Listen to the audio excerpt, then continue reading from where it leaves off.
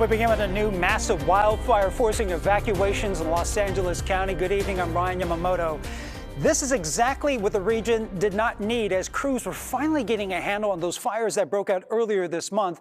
Our Ann Makovic joins us now with the latest developments from Southern California, where, Ann, right now thousands in LA County under the threat of that new fire. Yeah, this is certainly the last thing they needed. The only good thing is that they had a lot of resources in place from the prior fires, but they are dealing with some major winds right now. This fire breaking out at about 11 o'clock this morning, and then just this afternoon, it exploded to more than 8,000 acres. It's called the Hughes Fire, and it's burning north of the Eaton and Palisades fire. It's near Castaic Lake, that is north of Santa Clarita. It has forced the shutdown of I-5 in both directions through the Grapevine. And here is a live look at the fire right now. It's a wider shot, but you can see a lot of the smoke that is putting up. That's a plume stretching for miles.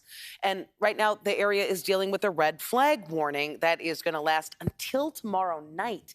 So that's a long time. The winds expected to intensify tonight. They could reach gusts of 60 miles an hour. And we've seen how quickly that can carry a fire. This is video that shows why it is such a big concern. Intense flames on both sides of a road there in Castaic. Right now, nearly 20,000 people have been ordered to evacuate. Thousands more are under evacuation warnings. From the video, we could see cars turning around as those flames surrounded the roadway. And while a lot of people in the area are packing up and heading out, others are taking a wait-and-see approach. This ain't my first rodeo. Okay. So what are you waiting for? I'm just going to watch it and see if it gets close. If it gets close, I'll go. Okay. But right now, I don't feel threatened. Did you pack up? Are you ready to go? Packed up and ready to go. Are you guys evacuating? What did you guys pack? I see of your dog. We're packing like our important documents, a little bit of clothes, just essentials, first aid kits. That's about it. This happened really fast. It did. It's moving pretty fast. Are you concerned? I'm concerned, but I'm not going to panic. I'm trying to stay calm and collected. So the worst thing we can do is panic. Well, this video shows one homeowner trying to be proactive, using a garden hose to douse his property as firefighters go around homes getting the word out. The good news, no reports of any injuries or any homes or buildings burning just yet. The concern is if this thing jumps I-5. Here is a view of the smoke from the freeway in Valencia that is about 10 miles south of the fire. This is right near the Six Flags Magic Mountain theme park. Right now, the park is not under any evacuation orders itself. And this is a live look right now as emergency officials provide people with updates on that fire from a nearby community college. Again, so far it has burned more than 8,000 acres. We are going to be monitoring all of the updates from that news conference, and we'll bring you the latest throughout this newscast. Ryan. Okay, thanks, Ann. And here's some frightening and some incredible images coming from that Hughes fire.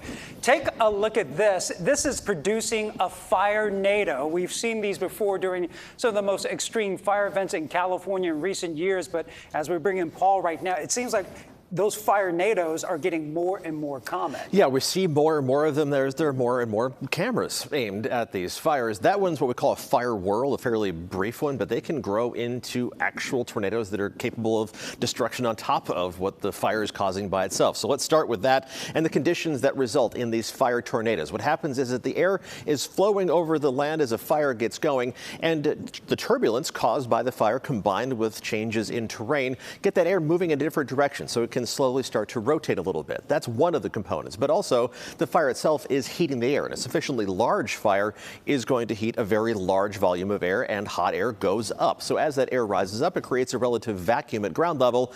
Well, Mother Nature isn't going to allow that. Physics doesn't allow that, so air is going to rush in from the sides to replace that air that has gone up, and it encounters that rotation that has developed due to the turbulence and due to the terrain changes. So as that air is rushing in, you get that circulation that then is stretched. The whole column of air is stretched vertically, and you get these fire whirls. If they last long enough, a full-fledged fire tornado, and the winds can actually reach in excess of 100 miles an hour. The one that we showed you the video of was not that strong. It was fairly brief, but it's just one of the many wild types of weather that these fires are capable of. In terms of the weather conditions around the fire, this is the latest update from around the Hughes fire. The red flag warning has been extended until 10 o'clock on Friday. The winds are gusting up to 65 miles an hour. The humidity levels are at lower than 10%. So So that is just kind of a worst case scenario on top of everything else that those folks have been dealing with.